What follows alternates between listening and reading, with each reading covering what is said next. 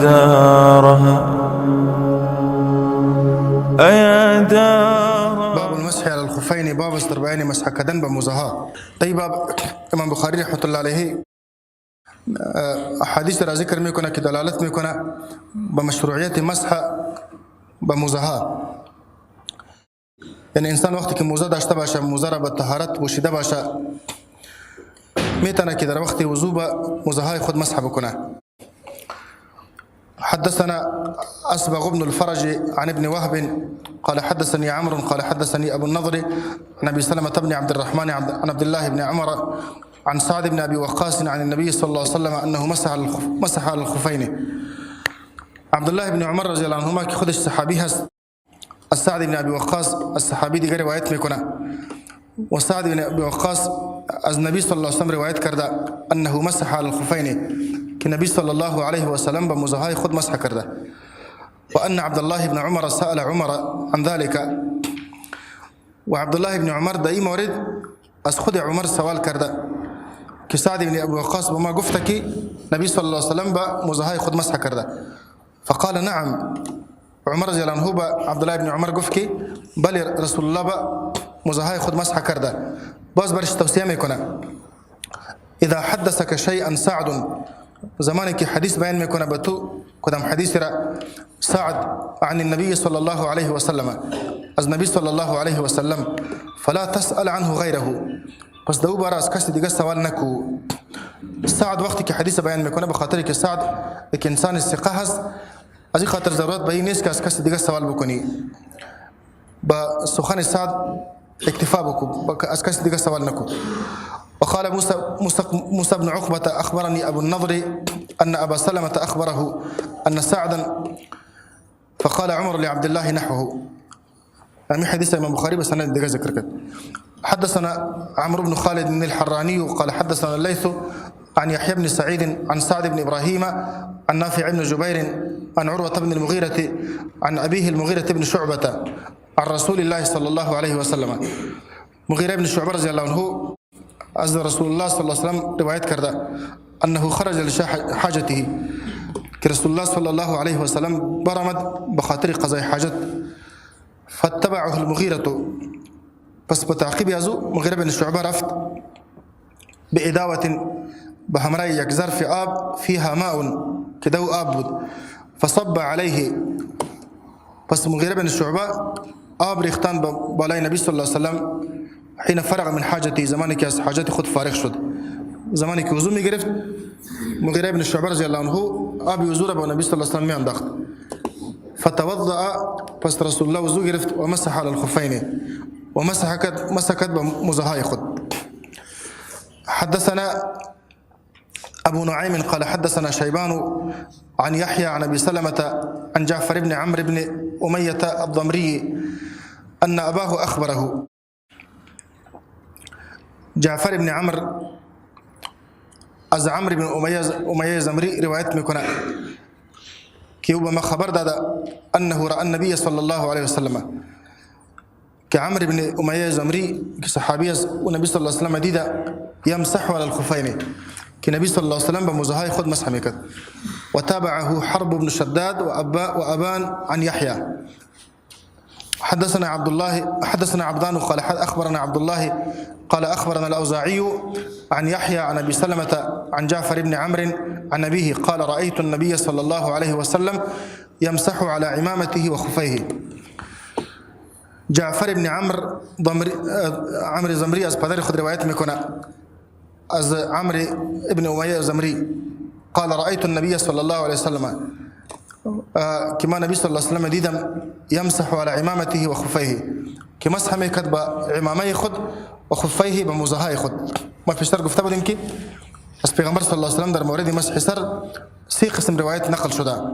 یک روایتی که مکمل سر خود مسح کرده، مثل که روایت عبدالله بن زید بود، و یک روایتی که رسول الله صلی الله علیه وسلم ناسیه را ذبح کرده، مسح کرده، یعنی قسمت پیشوری سر خود مسح کرده.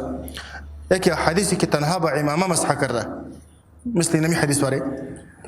در صورتی که انسان عمامه نداشته باشه مکمل سر خود باید مسح بکنه و در صورتی که عمامه داشته باشه و عمامه محنکه باشه، محنکه به این معنی که از زیر زنخش بند باشه که خلاص کردنش مشکل باشه، حرج باشه، در این صورت انسان میتونه تنها با عمامه مسح بکنه، مکمل مسح را با عمامه و لنگی بکنه. یا وقتی که خانم ها چادر داشته باشه و مثلا حجاب داشته باشه و حجاب بند باشه میتونه که تنها بالای حجاب مسح بکنه، در مشکل نیست. یکی در صورتی که انسان عمامه داشته باشه لیکن قسمت از سر لچ باشه، در اون صورت اونمی قسمتی که لچ است امور باید بالای سر مسح بکنه، متباقی مسح را به عمامه تکمیل کنه. یمسح علی عمامته که نبی صلی الله علیه و سلم مسح میکرد با لنگی خود و خفیه و بالای موزه مسح میکرد. وتابعه معمر عن يحيى عن ابي سلمة عن عمرو قال رايت النبي صلى الله عليه وسلم. امام بخاري رحمه الله عليه در مساله مسح على الخفين من روايات ذكر كذا. یک روایت سعد ابن ابي وقاص، یک روایت المغيرة بن شعبة، ويك روایت عمرو بن اميه الزمري رضي الله عنه. درباره مسح على الخفين تقريبا احاديث متواتر نقل شده، احاديث مسح على الخفين بالتواتر رسیده، تعداد بسیار زیاد از صحابه ایرا نقل کرده، بیشتر از 70 نفر صحابه مسح على الخفين از نبی صلی الله علیه وسلم نقل کرده. از این خاطر امام احمد بن حنبل میگه که در دل ما درباره مسح على الخفين هیچ کدام خدشه نیست، به خاطر که 70 نفر صحابه احادیث ازی را روایت کرده و با روایت ازی به حد تواتر رسیده. از این خاطر در علامات اهل سنت والجماعت یکی مسح على الخفين است. کسانی که قائل به مسح على الخفين باشه اونا اهل سنت والجماعت هستند و کسانی که قائل به مسح على الخفين نباشه اونا اهل بدعت هستند. مثل که رافضه به قائل نیستند، اونها تنها پاهای خود مسح میکنند. اما از پیغمبر صلی الله علیه و سلم در این مورد برخلاف از احادیث نقل شده که زمانی که پایش لچ بوده پای خودش شسته، قسمی که در حدیث عثمان بن عفان و در حدیث عبدالله بن زید ما شما خواندیم و به امر کرده حتی اگر قسمت از پای کسی لچ چی مانده بود، خشک مانده بود، رسول الله بسیار وعید سخت بیان کرده که ویل للعقاب من النار. و در صورتی که پاهای رسول الله پت بوده موزه داشت رسول الله به او مسح کرده. البته درباره مسح به موزه ها چند شرط است.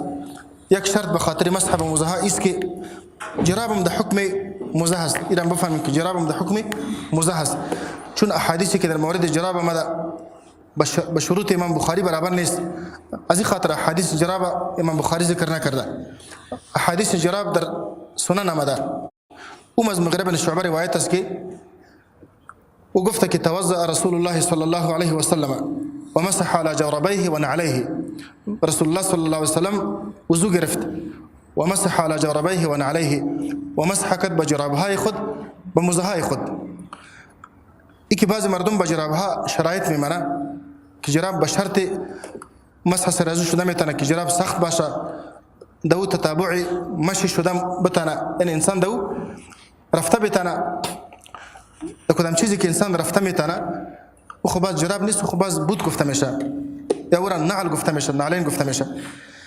از این خاطر این شرایطی که کسی که میمانه این شرایط در حدیث ذکر نشده، در حدیث جورب مطلق ذکر شده و امام ترمذی رحمت الله علیه از 11 نفر صحابه نقل کرده که اونها به جرابهای خود مسح میکردن و امام حافظ ابن قیم رحمت الله علیه از 13 نفر صحابه نقل کرده که اونا به جرابای خود مسح میکردن و امام ترمذی از امام ابو حنیفه نقل کرده که امام ابو حنیفه رحمت الله علیه در آخر عمر خود به جرابای خود مسح کرده.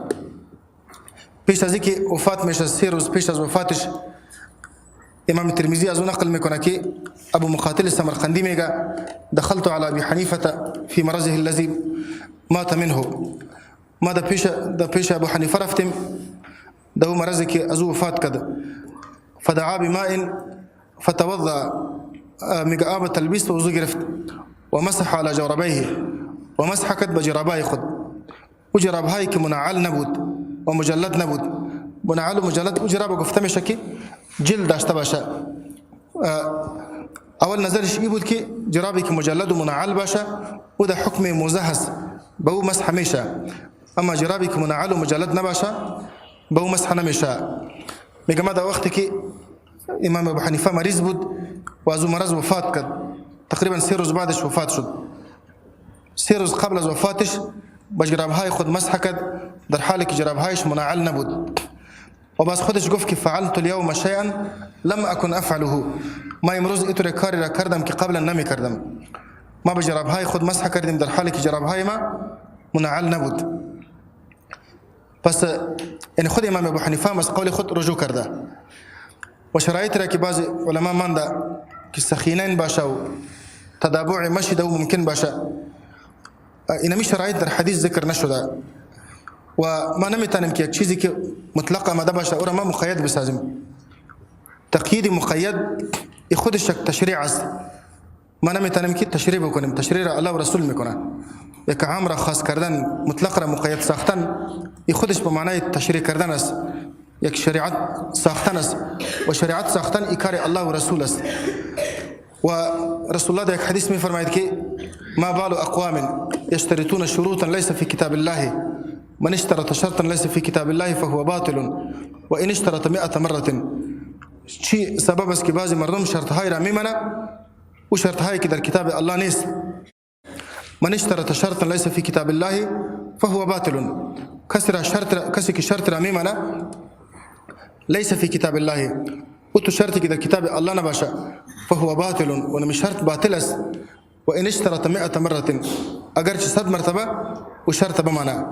کدام شرایطی که در کتاب الله نباشه، در حدیث نباشه، الله و رسول او شرایط نمانده باشه، او شرایط کسی که میمانه او شرایط باطل است.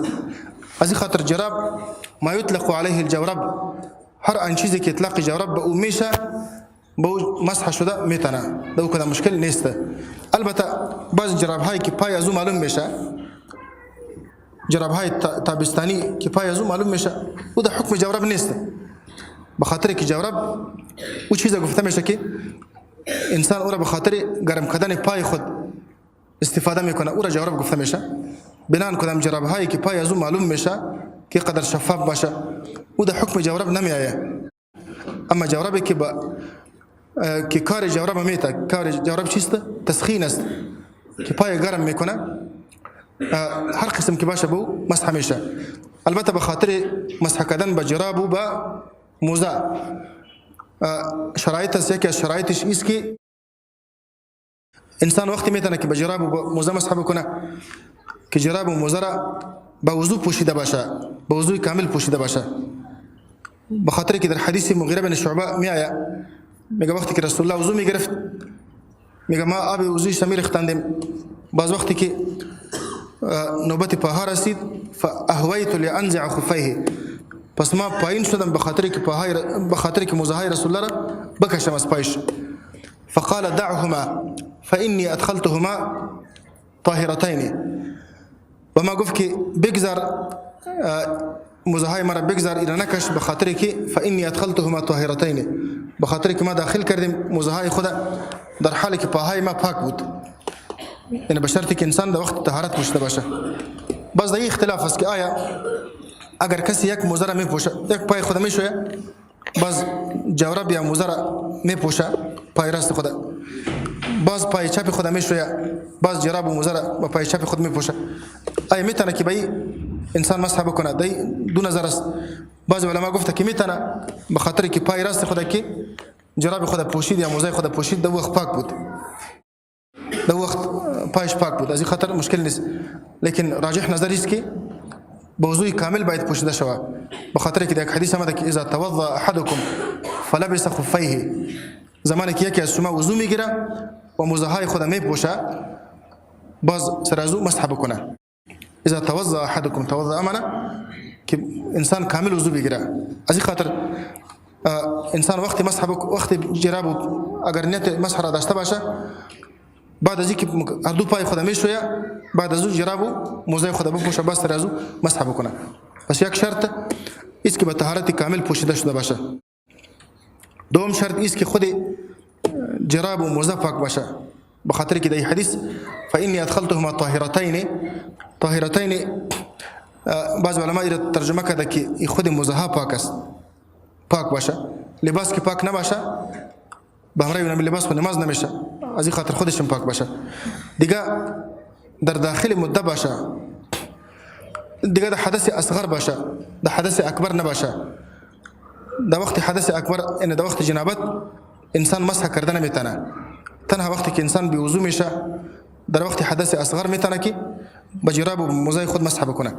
بخاطر که در حدیث صفوان بن عسال آمده امر رسول الله صلی الله علیه و سلم الا ننزع خفافنا اذا كنا سفرا اذا كنا سفرا 3 ايام ولياليهن الا من جنابه. رسول الله بما امر کرده که ما هنگامی که ما مسافر باشیم که ما موزهای خود نکشیم الا من جنابه، مگر در وقت جنابت. این اگر انسان جنوب میشه در وقت جنابت مسح کفایت نمیکنه، باید که پاهای خود بشویه. یعنی مسح در وقت حدث اصغر میشه، در وقت حدث اکبر نمیشه، در جنابت نمیشه. سوم شرطش ایست که وقتی آدم مسح کرده میتونه که در داخل مده باشه. بخاطر مسح مدهش معلوم است، در حدیث مسلم آمده که للمسافر 3 ايام بلياليها وللمقيم يوم وليله. بخاطر مسافر 3 شبانه روز است و بخاطر مقیم 1 شبانه روز است. و مده مسح از چه وقت شروع میشه؟ مده مسح وقتی که آدم موزه و جرابه میپوشه به وضوء کامل، از وقت پوشیدن شروع نمیشه، از اولین مسحی که آدم میکنه. بعضی علما گفته که از اولین حدثی که وقتی که انسان موزه و جرابه به وضوء کامل میپوشه، هر وقتی که بی وضو میشه از وقت حدث مده مسح شروع میشه. لیکن راجح نظر است که از اولین مسحی که آدم میکنه مده مسح شروع میشه. مثلا یک نفر 7 بجه وضو میگیره به وضوء کامل، موزه و جراب خود میپوشه. 8 بجه وضوء خود میشکنه نه. باز 9 بجه مثلا وضو میگیره به جراب خود مسح میکنه. بعض علما میگه که از 8 بجه تا 8 بجه دیگر روز میتونه که مسح بکنه به خاطر مقیم و به خاطر مسافر 3 شبانه روز. لیکن راجح نظرش که از 9 بجه که اولین مسح کرده از این وقت مده مسح شروع میشه تا دیگه وقت.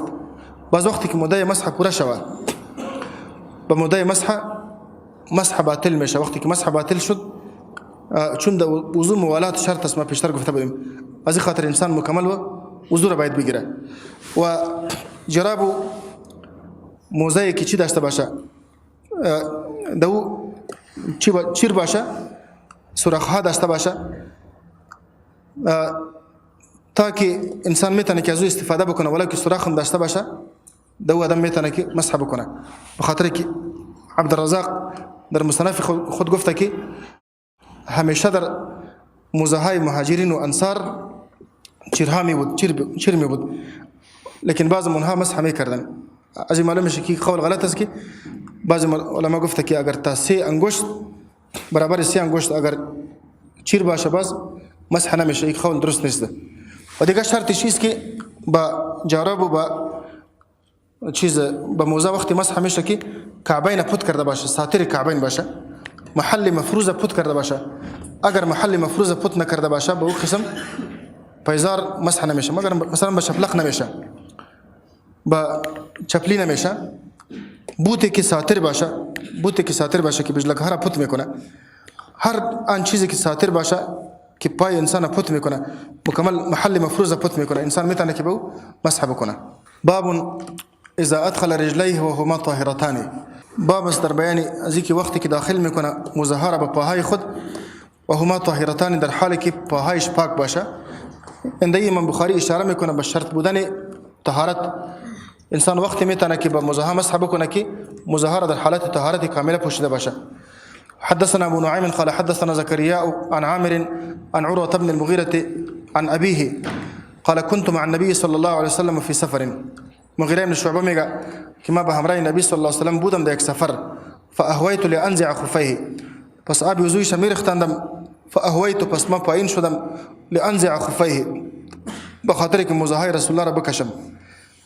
فقال دعهما پس رسول الله فرمود که بگذار موزهای ما را. فانی ادخلتهما طاهرتین به خاطر که ما داخل کردیم موزهای خدا طاهرتین در حالی که پاهای ما پاک بود. این موزه را به حالت وقت طهارت پوشیدیم. فمسح علیهما پس رسول الله صلی الله علیه و سلم به موزهای خود مسح کرد. و مسح که میشه هم علیهما، از علیهما معلوم میشه که به ظاهر طرف موزه مسح میشه. علی رضی الله عنه میگه لو كان الدين بالرأي لكان اسفل الخف اولى بالمسح من اعلاهما.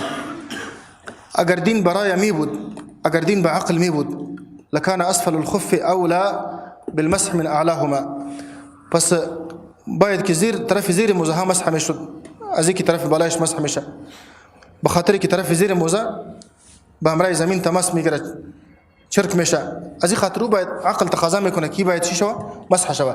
لیکن وقد رأیت رسول الله صلی الله علیه و سلم یمسح على ظاهر خفیه. ما رسول الله را دیدیم که به ظاهر طرف موزه ها مسح میکرد. از این خاطر دین به عقل نیست. و احنف ابن قیس رضی الله عنه یکی از جمله صحابه است، وقتی که در بین علی و در بین معاویه رضی الله عنه در صفین جنگ ها صورت گرفته بود و نمی جنگ ها به اساس اجتهاد بود، به اساس رأی بود. از این خاطر احنف ابن قیس مردم منع میکرد که شما در این جنگ اشتراک نکنین، به خاطر که نمی جنگ به اساس نصوص نیست، این به اساس اجتهاد است. و اینمی حدیث میگفت که اذا التقى المسلمان بسيفيهما فالقاتل والمقتول في النار. زمانی که مسلمان ها به همراه شمشیرهای خود با نیت جنگ یکی با دیگر روبرو میشه، قاتل و مقتول رویشان در جهنم میره. گرچه اونا خو مستحق از این حدیث نمیشدن، چرا که اونها به اساس اجتهاد خود کار میکردن. در اجتهاد خود علی رضی الله عنه به حق بود، معاویه اجتهادش رضی الله عنه اجتهادش به خطا بود. لیکن او میگفت که اتهموا رأیکم، ای مردم شما رأی خدا و نظر خدا متهم کنین، شما نصوص متهم نکنین. اونمی نصوصی که مخالف رأیتان باشه دوجا شما رأی خدا متهم کنین، نصوص متهم نکنین. شما بگین که ما اشتباه کردیم، ما خطا شدیم، و هیچ وقت شما نصوص شرعی را به رأیتان رد نکنین. و بعضو گفت که اگر ما نصوص به رأی خود رد میکردیم پس ما نظر رسول الله را در روز ابو جندل رد میکردیم که رسول الله صلی الله علیه و سلم در حدیبیه به همراه مشرکین صلح کرده بود که اگر در صلح گفته بود که اگر از شما کسی به ما میآید مسلمان میشه و را پس به شما روان میکنیم. زمانی که ابو جندل مسلمان شد و آمد پیش رسول الله در مدینه منوره، ابو جندل پس به اونها تسلیم کرد. لیکن ما به این خوش نبودم که یک مسلمان پس به کافر تسلیم شود، لیکن چون فیصله رسول الله بود از این خاطر ما و فیصله رسول الله انتقاد نکردم. پس اگر ما رأی را در مقابل نصوص شرعی استفاده میکردیم ما دیجا میکردیم. از این خاطر کیفیت مسح است که بالای موزه مسح شود. و از این حدیثی که علی روایت میکنه از این معلوم میشه که همیشه انسان باید تسلیم به نصوص باشه، ولو که ما حکمت و فایده نصوص شرعی را نمیفهمیم که دیگه چه حکمت است، لیکن باید مکلف هستیم که باید امو قسم بکنیم، چیزی که الله و رسول میگه با امو قسم بکنیم.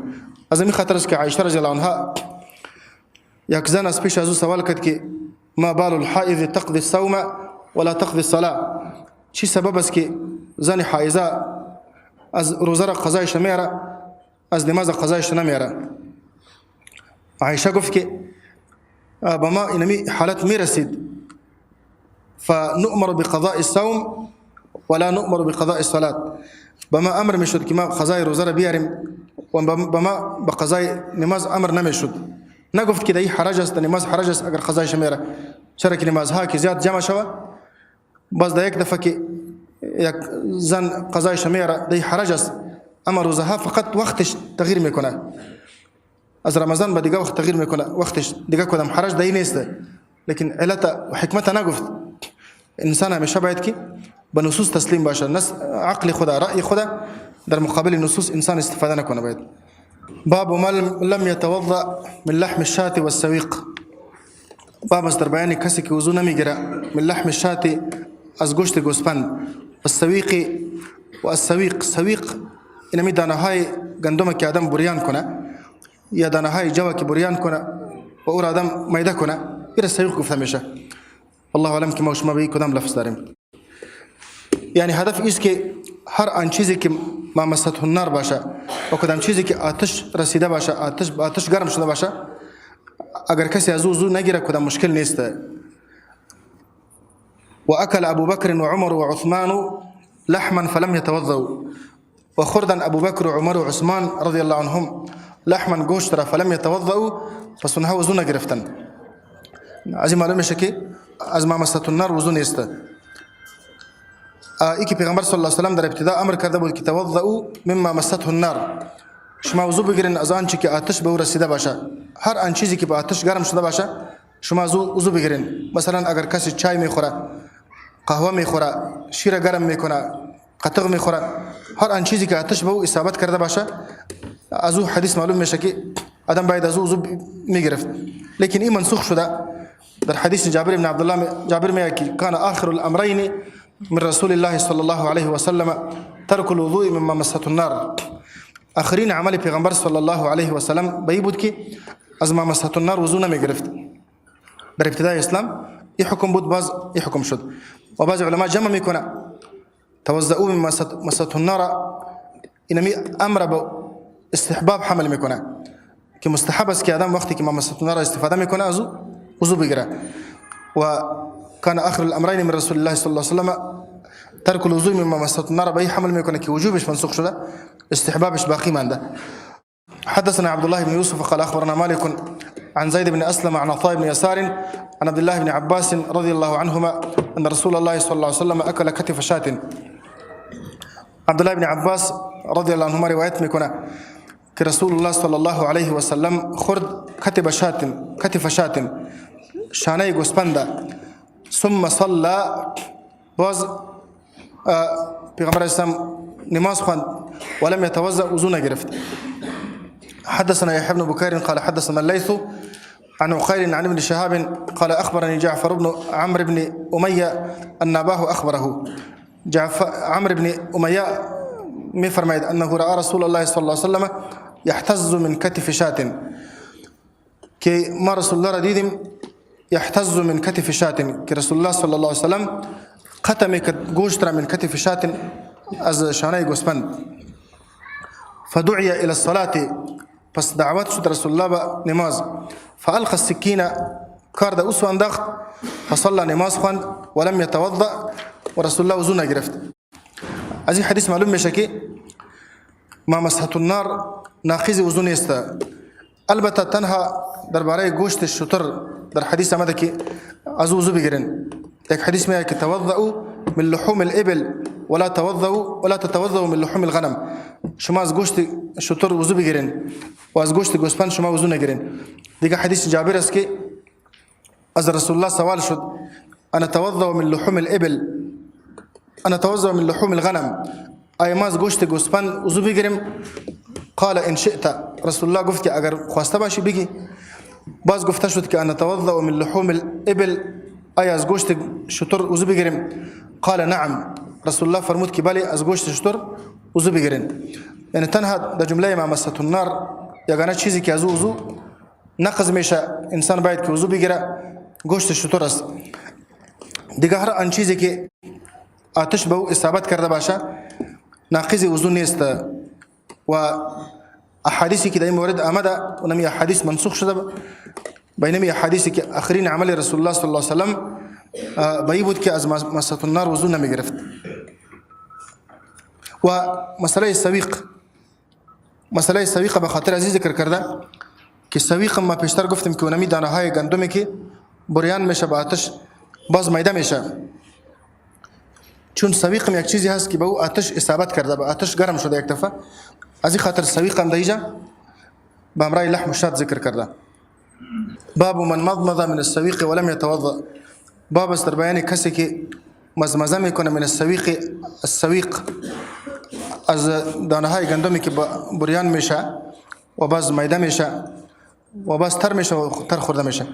ولم يتوضا، وضو نگیره. حدثنا عبد الله بن يوسف قال أخبرنا مالك عن يحيى بن سعيد عن بشير بن يسار مولى بني حارثة أن سويد بن النعمان أخبره أنه خرج مع رسول الله صلى الله عليه وسلم عام خيبر.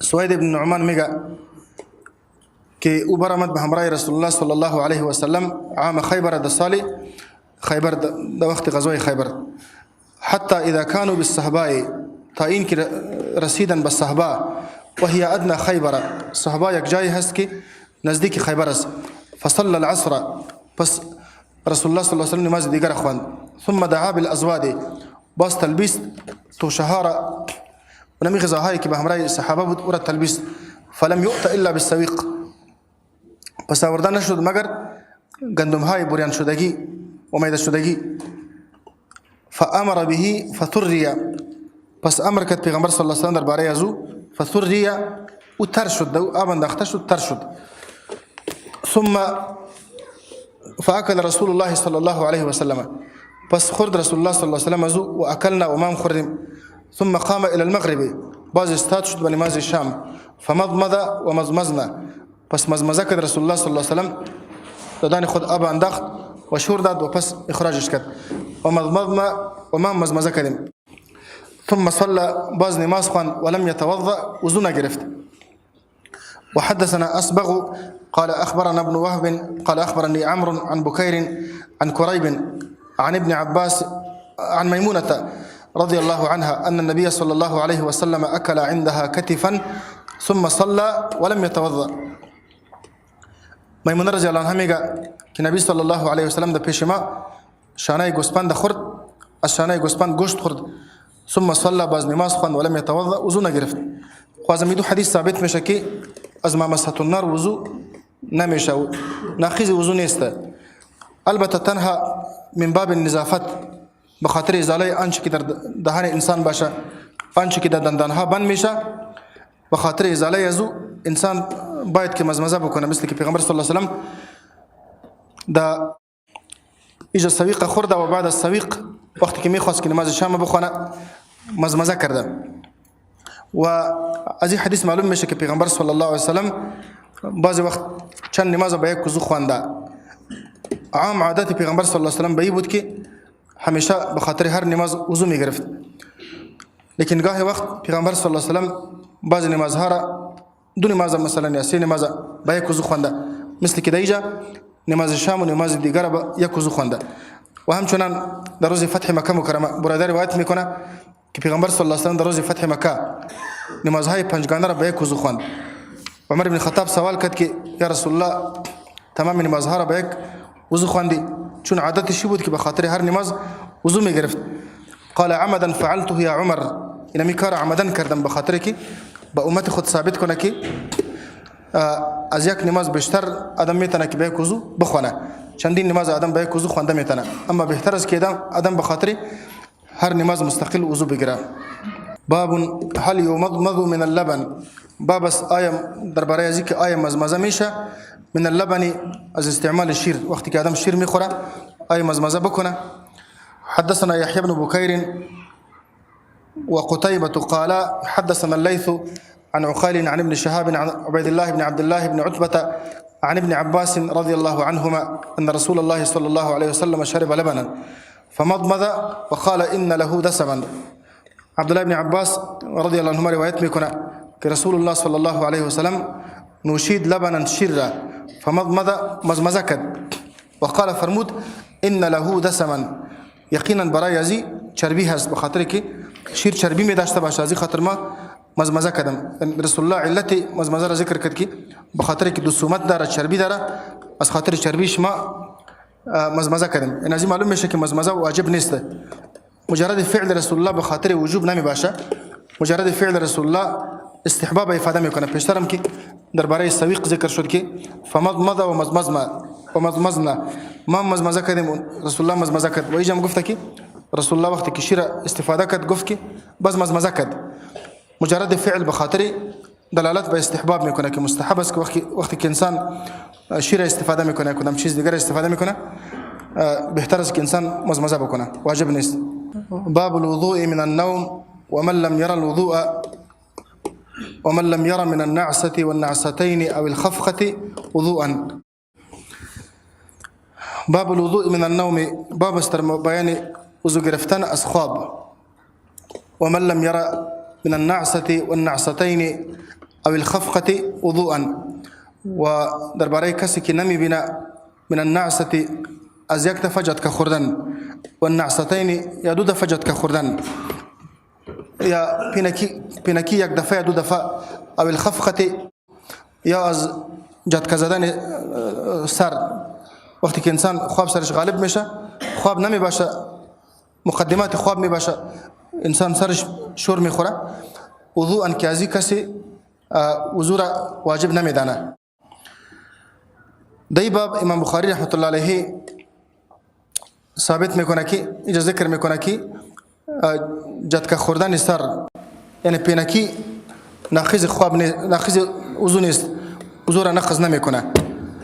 حدثنا عبد الله بن يوسف قال أخبرنا مالك عن هشام عن أبيه عن عائشة رضي الله عنها أن رسول الله صلى الله عليه وسلم قال: إذا نعس أحدكم وهو يصلي فليرقد حتى يذهب عنه النوم.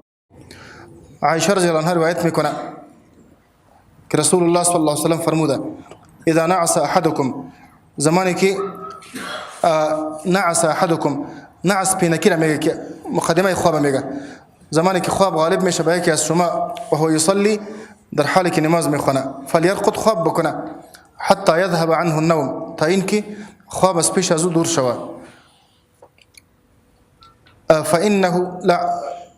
فإن أحدكم، بخاطر که یکی از شما اذا صلى، زمانی که نماز میخونه و هو ناعس، در حالی که خواب سرش غالب باشه، یعنی پینکی داشته باشه، لا یدری، نمیدانه، لعله یستغفر، شاید که او خواسته باشه که طلب مغفرت بکنه از الله عز وجل، فیصب نفسه، پس به خود دو بزنه، یعنی شاید که یک انسان خواسته باشه که در نماز دعا بکنه، به خود دعا بکنه، با عوض ازی که درباره خود دعا بکنه، به خود بد دعا کرده باشه، یا کلمات قرآن انسان نمیتونه که درست بخونه. یا ایها الذین آمنوا لا تقربوا الصلاة وانتم سکارى حتى تعلموا ما تقولون. الله میفرماید که ای مؤمنان، شما به نماز نزدیک نشوین و انتم سکارى، در حالی که شما در حالت نشه باشین، حتی تعلموا ما تقولون، تا این که شما بدانین آنچه را که شما میگین. یعنی انسان وقتی که نماز میخونه، نماز انسان در کمال نشاط خود بخونه، که انسان خوب نشیط باشه، انسان کاملا درک تام داشته باشه، مکمل گپای خود درک بکنه، در طور حالت انسان نماز بخونه. این که انسان گپای خود نمیفهمه که ما چی میگیم و خواب سر انسان غالب باشه، در طور حالت انسان نماز نخونه. و اینجا مراد از نماز نفل است. انسان وقتی که نفل میخونه، در حدیث آمده که لیصلی احدکم نشاطه، یکی از شما به اندازه نشاط خود نماز بخونه. فاذا فطر فلیقعد، زمانی که انسان مانده میشه، خسته میشه، بشینه. هدف از این نماز فرض نیست. اگر وقتی نماز فرض باشه، نماز فرض قضا میشه و انسان خواب سرش میآید، نماز فرض ترک نکنه، باید که نماز بخونه. علی کل حال نماز به اندازه توان خود، نماز فرض آدم باید بخونه. مراد از این نماز نفل است. و از این حدیث معلوم میشه که نعاس وضو را نقض نمیکنه. نگفته که اذا نعس احدكم وهو يصلي فليرقد، زمانی که یکی از شما خواب سرش غالب میشه، در وقت نماز خواب بکنه تا که خواب از پیش از او بره. نگفته که فإن أحدكم اذا صلى وهو ناعس ينتقض وضوءه، یکی از شما وقتی که نماز میخونه و ناعس باشه، خواب سرش غالب باشه، وضوش نقص میشه. این قسم نگفته، بلکه گفته که لا يدري لعله يستغفر فيصب نفسه، یعنی به خاطر از این نماز خود قطع کنه که نشوه که انسان طلب مغفرت میکنه و به عوض طلب مغفرت به خود بد دعا کرده باشه. از این معلوم میشه که نعس خواب چیز وضو را نقض نمیکنه. حدثنا ابو معمر قال حدثنا عبد الوارث قال حدثنا ايوب عن ابي قلابة عن انس رضي الله عنه عن النبي صلى الله عليه وسلم قال: اذا نعس احدكم في صلاته. انس بن مالک میگه از نبی صلی الله علیه و سلم روایت کرده که فرموده: اذا نعس احدكم في صلاته، زمانی که خواب غالب شود به یکی از شما در نماز، فلینم، خواب بکنه. نعاس یک چیز است، نوم دیگه چیز است. نعاس مقدمه خواب است و نوم خواب گفته میشه. حتى يعلم ما يقرأ تاكي بدنا إنسان أنشر كإنسان ميخونا تاكي إنسان كلمات راكب بزبان خود ميخونا إنسان أورا بفهمه و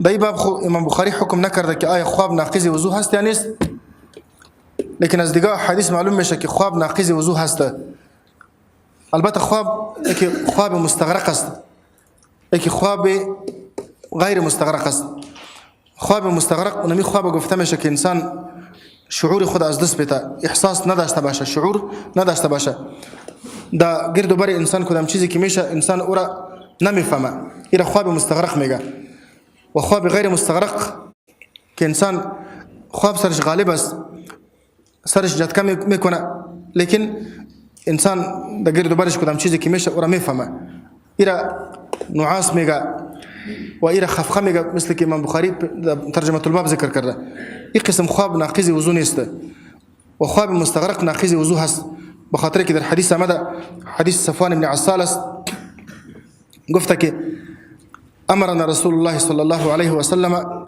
اذا كنا سفرا الا ننزع خفافنا 3 ايام ولياليهن الا من جنابه ولكن من بول وغايه او غایت او نوم رسول الله بما امر کرده زمانی که ما مسافر باشیم که ما موزهای خود نکشیم بلکه سر موزهای خود مسح بکنیم 3 شبانه روز الا من جنابه لیکن از خاطر جنابت موزهای خود بکشیم باید ولكن من بول او غایت او نوم لیکن از قضای حاجت کلان و خورد و از خواب مقعد انسان از این نگاه میکنه که ازو بعد خارج شوه فاذا نامت العینان زمانی که خوابها چشمه خواب میشه استطلق الوکاء اینمی تسمه خلاص میشه باز انسان در اختیار خودش نمی باشه زیاد امکان ازی می باشه که انسان وضوش نقص شوه از این خاطر شارع خود نوم را از جمله نواقض ذکر کرده گرچه خود نوم ناقض وضو نیست اصل ناقض وضو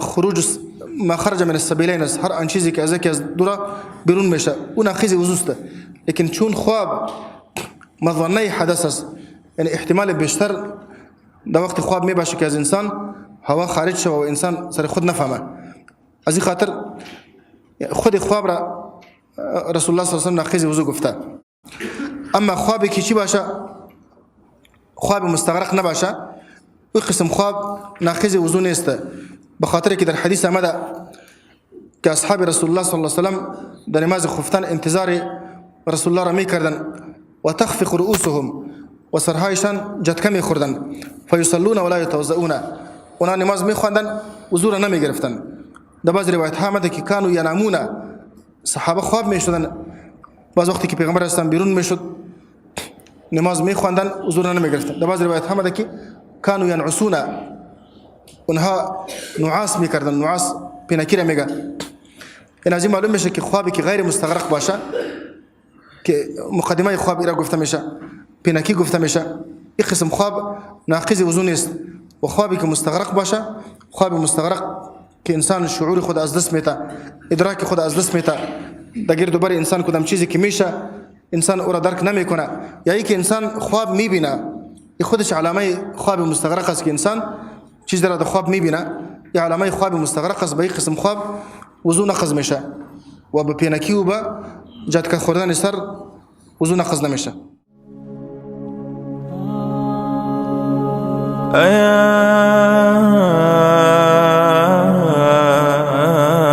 دارها أيا دارها حييت دارا ومن